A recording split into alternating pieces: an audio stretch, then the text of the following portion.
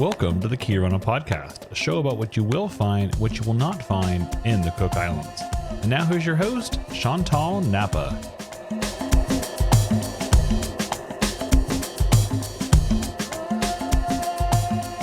Kia ora nā, kia koutou katoa, tōno kone i a mātou I tūnta warawaro Rarotonga. It's me, your host, Chantal Napa. Welcome back. We've got visitors on the ground. Yay! Yay, yay, yay! And I've roped one of my guests that I property manage into speaking with us today, Mr. Mark Whitmore. Welcome. Welcome. Orana. Thank you for having me, Chantal. Thank you for sitting with me. So Mark and I, this is how we meet, everyone. You all know, Airbnb app. They contact you, you're the host, you respond, hi, you introduce yourself, I'm the property manager here, you got any questions, let me know what you would want in your, like how your beds are going to be set up. And that's actually how I begin all the conversations with everyone that stays at Manea Beach Villas. And that's how we started. Nice. Then I'm like, do you need directions, Mark? Do you know where you're going? Yeah, who's traveling? Yeah. Any special needs or anything that might handle. Are you coming straight from the airport? And then you said, no, we're going to be at the Rarotonga first. I'm like, cool, okay. So they, they're already going to be here. And then it's just more like, hey, Mark, the house is, available 1 hour earlier. If you see this message, rock on in. Yeah. And it's, thanks for the beers and the wine and all the extra stuff. You're welcome. Really nice. You're welcome. Yeah. That's cool. I mean, there's a bit of back and forward and kind of checking where things are at, which I think is nice. Like that, it's great that I guess you're getting a bit more of a personalized experience, and that those kind of little things like, hey, it's available an hour earlier, and a bit of a chat starts. If you if you see this, the house is available, right? I know you're moving, but I had already known as well that you had organized the taxi from the Rarotonga. Yeah. So I thought he's probably booked the time for that taxi. Yeah. But I'll let him know anyway. Yeah. And then I send you images. There's some beers in there. There's some wine just to help you get your holiday started. And then today, because you just moved into Manea Beach Villas yesterday, you come to my office at Fruits of Rarotonga. Yeah. And I'm here because those of you listening outside of the cooks, I hire snorkeling gear out of my office for you. And it's a great honesty box system. You just come to my office. It's all at the front there, the flippers, the masks, everything, and how much it costs is out the front there. And you just go for it. And then, so I come every day, everyone, and I clean the snorkeling gear. So I'm, denolaring them and cleaning them, and then there's, man standing there. And now by 10 a.m., I probably would have spoken to about 10 people already, Mark, right? And that's how busy the snorkeling area can be over here at Fruits of Rarotonga, because TripAdvisor in their book said Fruits of Rarotonga, so they've already done my homework for me. Yeah. So TripAdvisor is sending people here, which is why I need to do the snorkeling gear. So there I am this morning. It's about 10 something. You say, hi, are you Chantal? I say, yes, let me just turn the hose off and we can chat. And then you say, I'm Mark. I'm staying at Manea Beach Villas. I say, Mr. Whitmore. And then 1 hour later, we're recording a podcast. This is my first podcast. I did not expect when I went on my run this morning that I would end up at Fruits of Rarotonga? Yeah. And recording a podcast. And so you have run, this is how far you've run. So that's where your home is, Manea Beach Villas. You've run this far here. Oh, right near the gardens. Oh, yep. Wow. Good. And so if you look at the key on the map there, with the distance there. Yep. See? So you've done 1, 2, would that be 2.5K? About 2.5. Yeah. And so basically, did you just see my name on the building and thought it was me? Yeah. Chantal said, I think it's the lady that's running into the Airbnb. I'll go and say hi. Just go, any recommendations for bikes and stuff? Just Absolutely. Wanting to hear what's good, and around here, and who are the good providers and what's good to do. Yeah. And then you asked me about bicycles, and I said, hey, I can mark down 8 places on the map where they hire out bicycles, but I don't know if they've got any to hire. free advice, but no guarantees. Yeah. And then you ask me a couple of questions, like, like how long you've been in this office. Yeah. And then we chat. Yeah. And you were asking me, about my children's art. And then we talked about one of the chairs in my office. And then I said to you, it's really nice me getting asked, because normally I ask because I interview. Yeah. And then you say, oh, in what capacity? And I say, I've got a podcast. Do you want to be podcasted? And you're like, rock on. Yeah, sure. Absolutely. Oh, that's awesome. And I point to the microphone and you go, oh, yeah.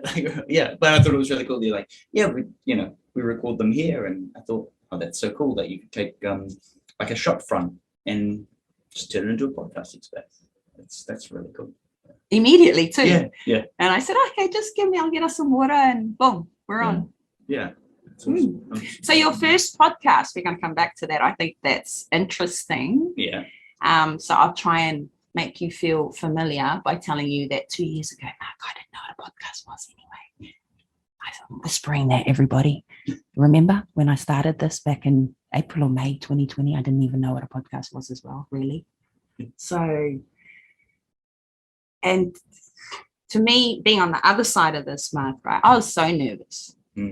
I was so nervous when I started this, because I didn't actually realize as well, Mark, the international reach and what the rest of the world was doing with podcasts, listening, but you knew what it was, because 2 and a bit years ago, we didn't really know what it was in the Cook Islands. Not a lot of us knew, but I knew that you did in your country, because you were all in lockdown and a lot of you were listening to podcasts, right? Yeah.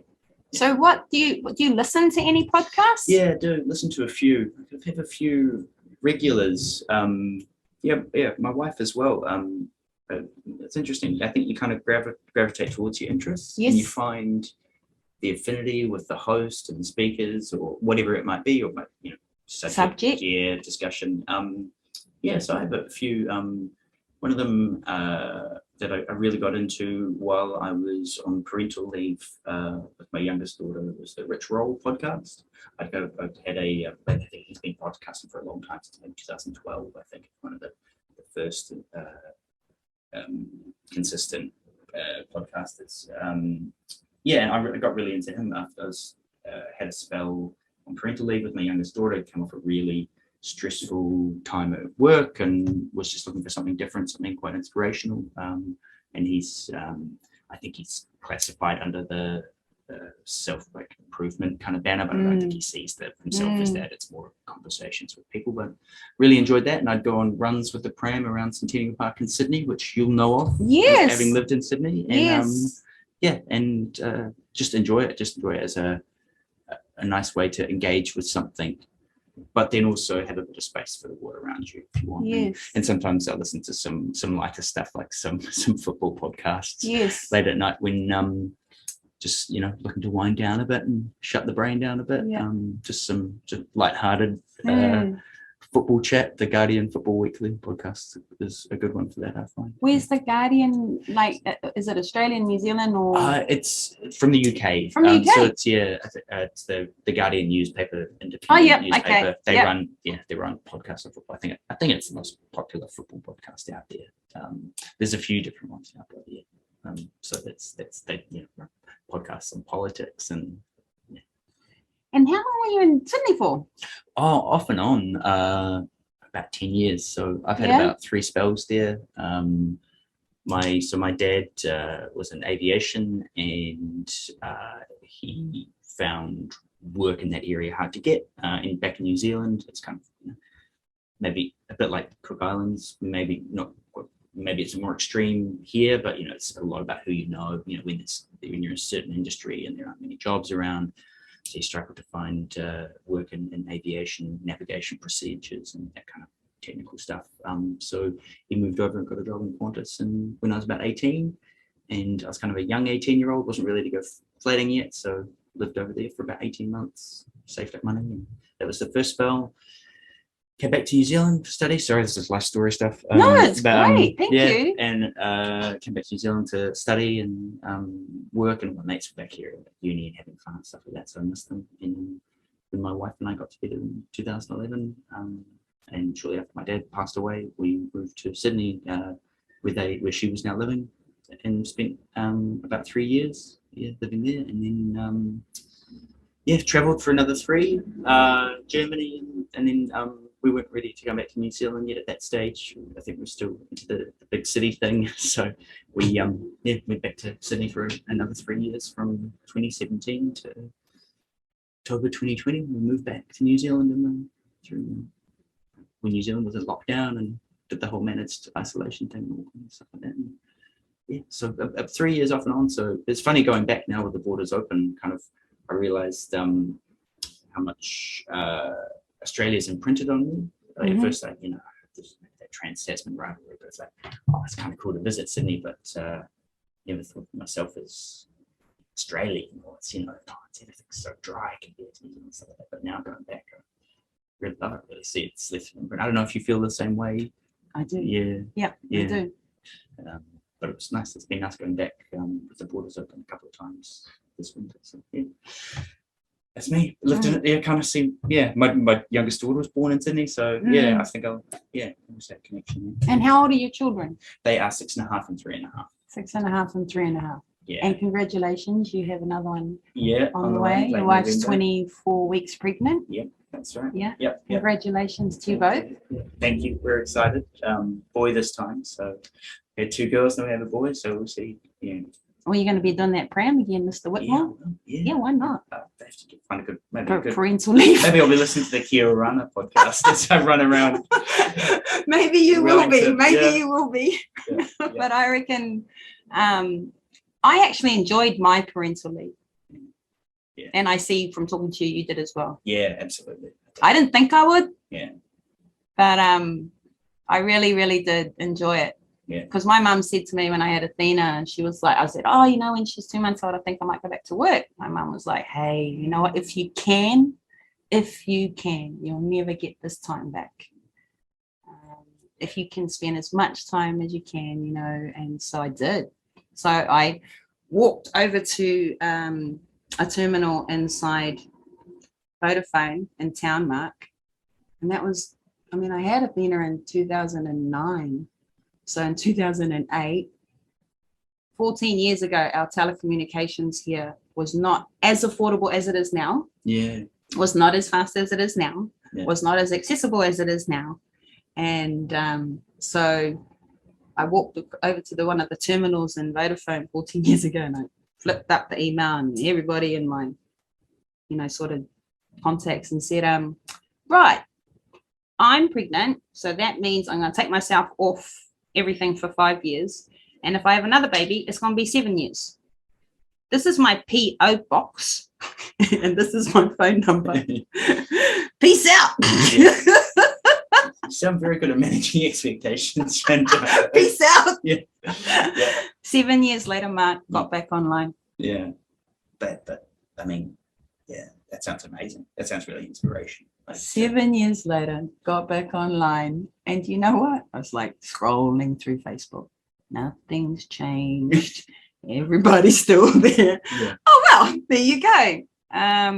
But the parental leave stuff is what I was going for, because having a really, really great purpose reason, I believe, to take time off from the platform of the world, and it, do you know what I mean? It's like you choose to.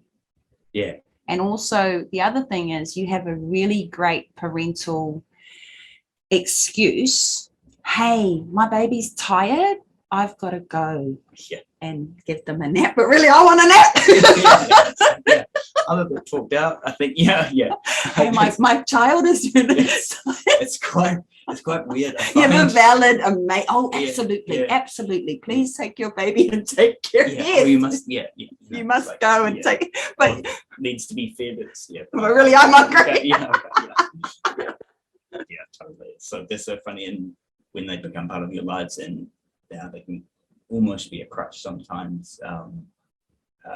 But it would be just a change in the dynamic. So often you meet people because you have a kid now. True. And they can be tremendously... At the park, or Yeah. you're going to stuff that you never went Yeah. to before, you know, Yeah. and you're, you know, suddenly you're at the Wiggle show, and Yeah. suddenly you're at, Yeah, and you're with another parent saying, "Can you believe this is us now? We're at the Wiggle show." Yeah.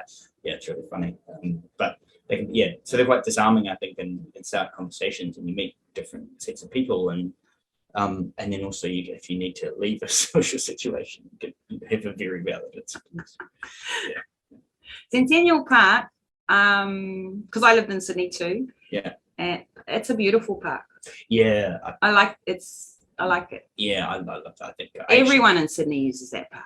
Yeah, but it felt popular, but it never felt crushed to me, which I like. But there were some occasions, definitely, but just felt like as this place in Sydney where it seems like there are people like crammed around the geography, and so people are, there's traffic jams across the bridges and tunnels, and everyone's going to Bondi Beach on a Saturday afternoon or whatever, if that's what you're into.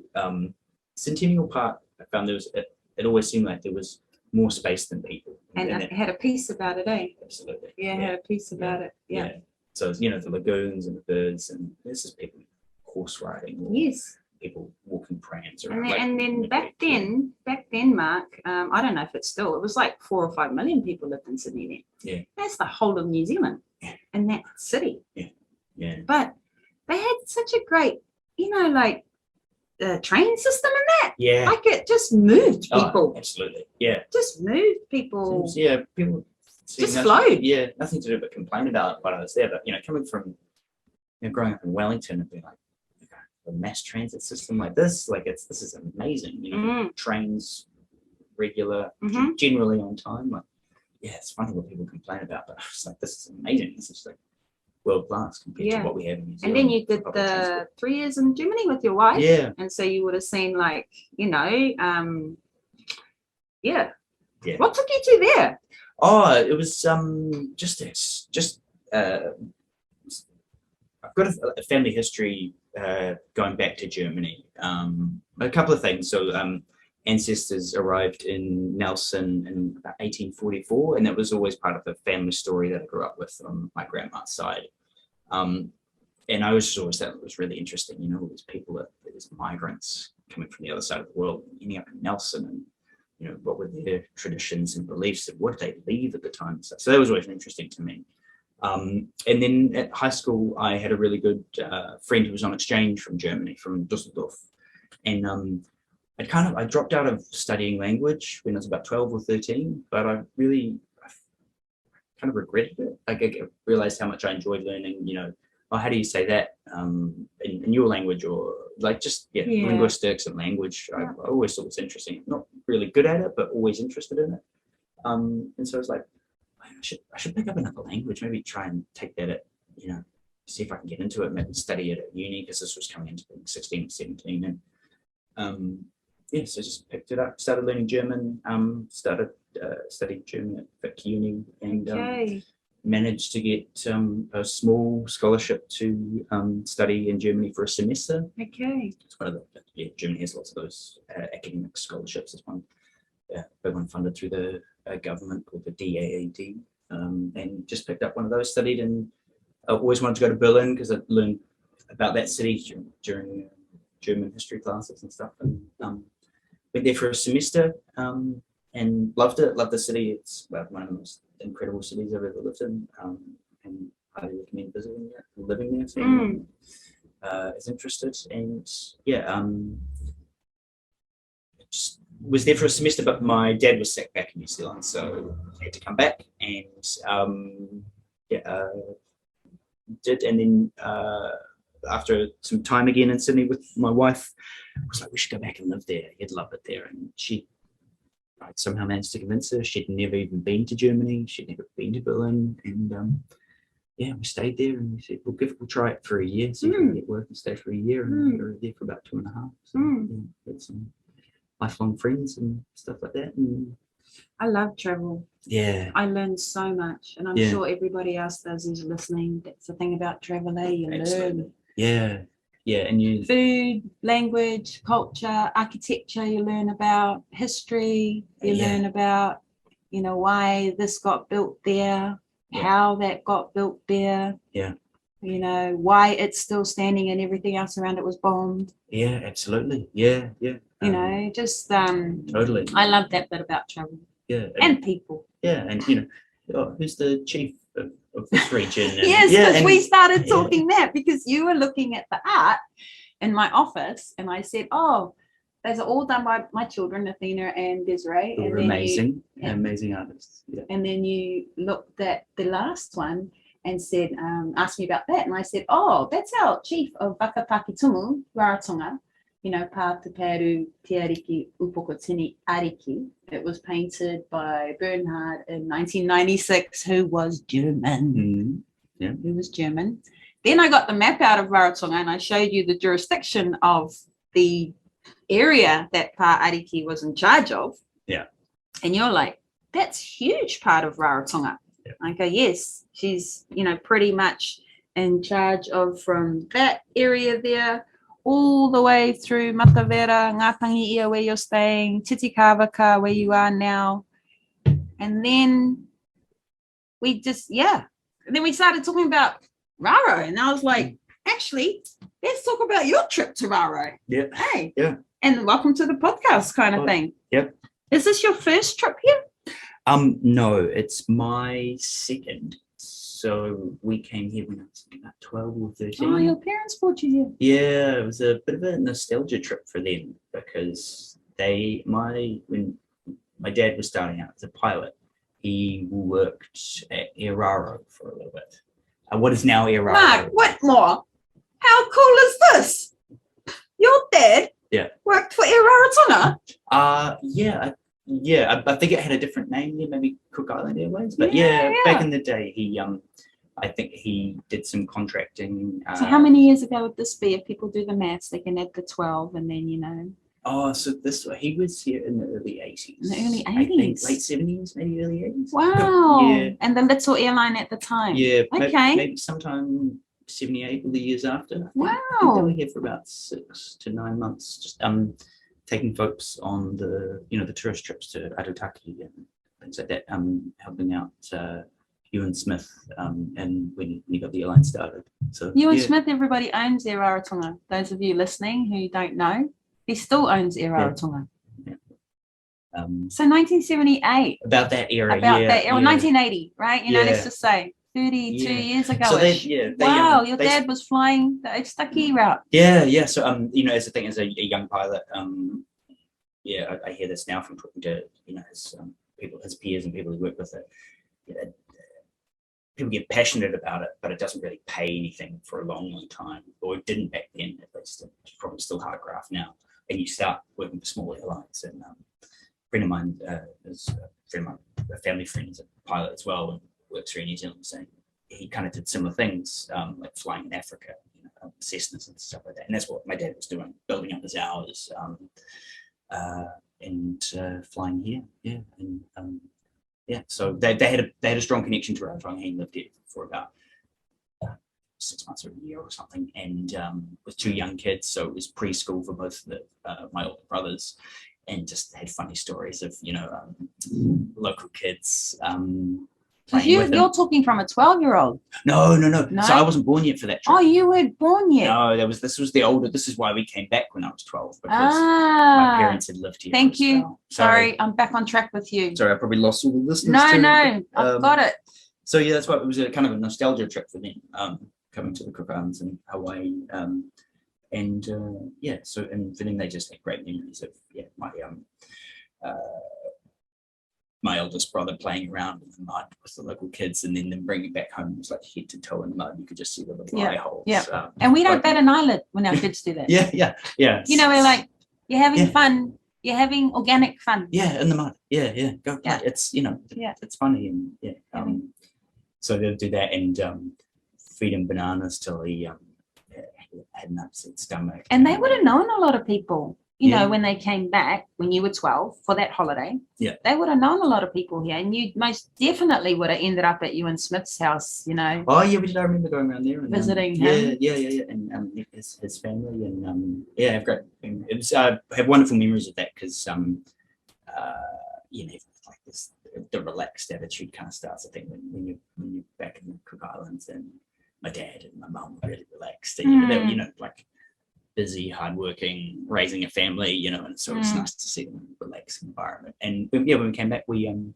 we stayed at the Edgewater, and I remember looking around for hermit crabs and doing the crab races and stuff like that. And it's funny to see my kids doing that now and stuff, and a little bit of snorkeling and stuff like that. So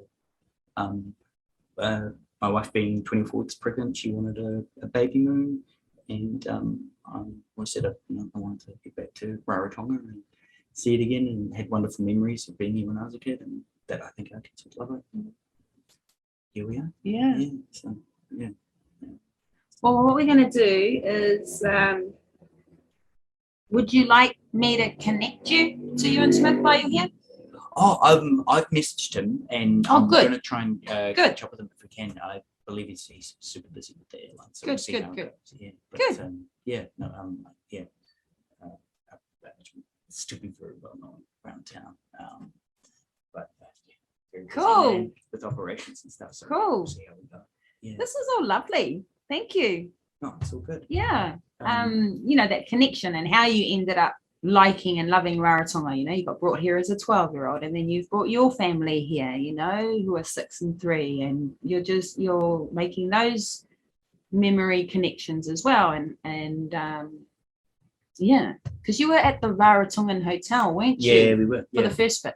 I totally agree. Why? Because they got kids club over there. Yeah. With your 6 and 3-year-old. Good Yeah. call. That was the main one. Good call. Just And they got a lovely beach there. yeah, good beach. Beautiful beach. So that was the main one, just like activities for the kids and things that they would be into. Yeah, that was the main one. Where normally we stay independent at Airbnbs, but for this one, you know, my wife is not so mobile, and we wanted some time to connect. So Kids club. Kids club. You know, yeah, and then, you know, we want to break from that. We go swimming together and stuff, and yeah, Yeah. I had some activities and Yeah. stuff to do. So Yeah. so that was the main reason. Good Lagoon, Kids Club. Yeah. Yeah, everyone's happy. Yeah. And have you had time on this trip? Because I know I'm just going to ask, have you eaten out? Yep. Could you just let us know a little bit about where you've eaten out, please, for our listeners? Yeah, Charlie's. Oh, lovely. Yeah, we had a magic time at Charlie's. I'd say that's the highlight. We haven't eaten out that much. Yeah. Yeah, because you've got Yeah, kind of. the children. Yeah. Your wife's pregnant. Yeah, didn't really. Yeah. And you want to connect with each other, not people in restaurants. Yeah. Yeah. I guess it's a lot of family time. But yeah, so Charlie's, highly recommend it. Probably the best fish sandwich I've ever had. Yeah. Cool. And just a great vibe down there. Highly recommend that for anyone in town. And other than that, we went to the forgive my pronunciation, is it Timeva Nui? Timeva Nui celebrations. Yeah. Fantastic. And enjoyed the stalls there. Yeah, fantastic. Yeah, that was good. I got my numbers right, haven't I, everyone? It's our 57th? 57th year? Not 67th year. No, it's 1967 year. Of the celebrations, and we have we certainly know how to party because it's one whole week of dancing and eating and, you know, joyously being with each other. I popped down there Wednesday and Friday last week. That's why we just had our 2 weeks of school holidays. It's always around our Constitution Week. Te Maivanui.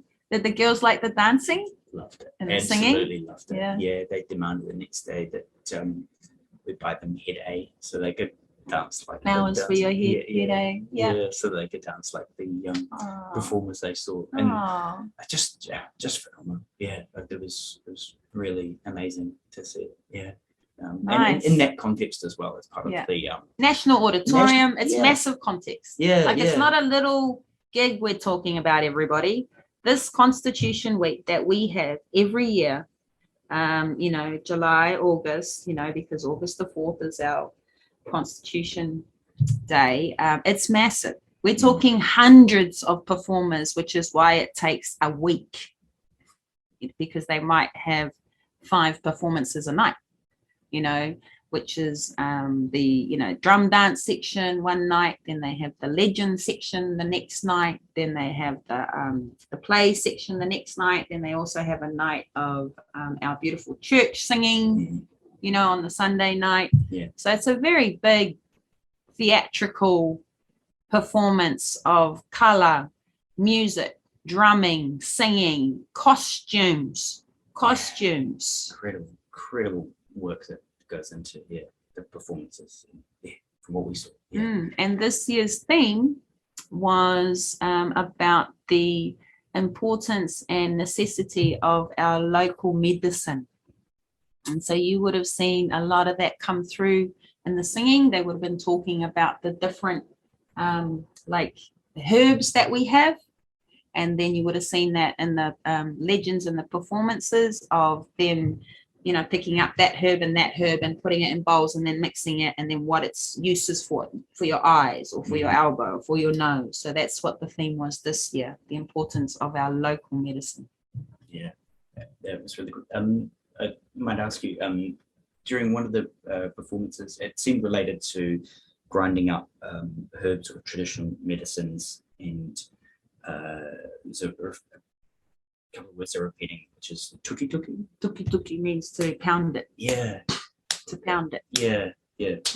That's what I thought. I looked it up later on, and I could only find a translation in Te Reo Māori, which was just to demolish, and I thought it might have been similar, but I wasn't sure. Pound. I wanted to confirm. Tuki, pound all the herbs together in the medicine bowl.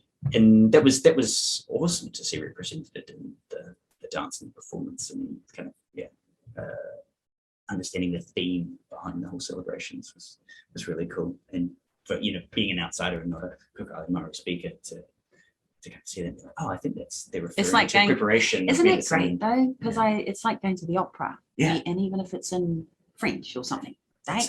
Such a great analogy. Yeah. And then the music, and then the orchestra plays, and then you're like, it's okay that it's in French, because I really get that person's so sad, because I can see the theatrical of it. Yeah, I can see the set and the arrangement and what's happening in the relationships, and but it's like, I guess with those performances, you're at a distance to it, so you're trying to understand, and the more you learn, the more you want to know. And I think that was really cool. And I think, just off the top of my head too, like, how you go to that theatre, right? The auditorium for that week that we're here. But it makes a difference when you're sitting in the crowd with locals, because you're not, the crowd is not all visitors, is what I mean. Yes. So you're not in a crowd where everybody's looking like, what's going on? You sitting with the locals helps you feel the vibe. Yeah, totally. Helps you sitting, because they're getting their understanding. So you're like, this is positive, cool. Or this is sad, because you're sitting with locals. Yeah, absolutely. And the local kids are running around as well in the auditorium, because the auditorium, I think, can seat, I don't know, what do you reckon? More than 1,000. Yeah, it was 1,200 or something. It was it's like just over the road from us. There was like they sold out tickets every single night. They had to, that's why they set up the outside. Yeah, right. And the big screens outside. Yeah. Because the tickets were sold out. Yeah, it's a hot tip though. I think it's only $2 if you want to watch from outside, and it's $5 to get inside. So I mean, isn't that amazing? $5 to see an operatic show. Yeah. Once a year. Awesome. And like just across the road from us was probably the happiest baby I've ever seen. Those kids like smiling. It's just like waving at us, trying to catch my wife's eyes. Really, really cute. And I think that's one of the things. One of the highlights. Yeah, and incredible about our experience from Rarotonga. This time. And I remember as a kid as well, as just how you can be welcomed into an experience that is for the people that live here. I find it really amazing, the openness, and always be a visitor here outside or a tourist, but it's incredible to see how welcoming people are, and that it's totally okay if you as a visitor want to come and see the celebrations. Yeah. And I think that's really, really cool.